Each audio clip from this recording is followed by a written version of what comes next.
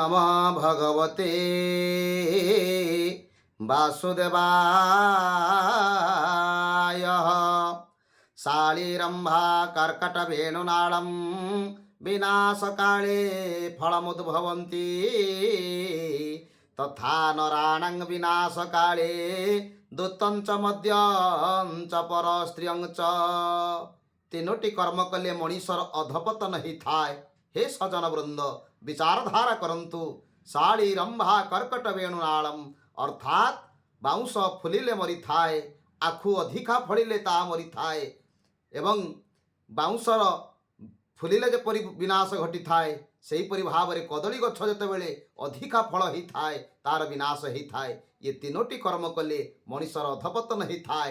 ଗୋଟିଏ ହେଉଛି ଦୂତଞ୍ଚ ମଦ୍ୟଞ୍ଚ ପରସ୍ତ୍ରୀୟଞ୍ଚ। ଦୂତ କ୍ରୀଡ଼ା, ମଦ୍ୟପାନ ଏବଂ ପରସ୍ତ୍ରୀ ହରଣ, ଇଏ ହେଉଛି ଉପନିଷଦର ବାଣୀ, ଏକ ଯଥାର୍ଥର କଥା।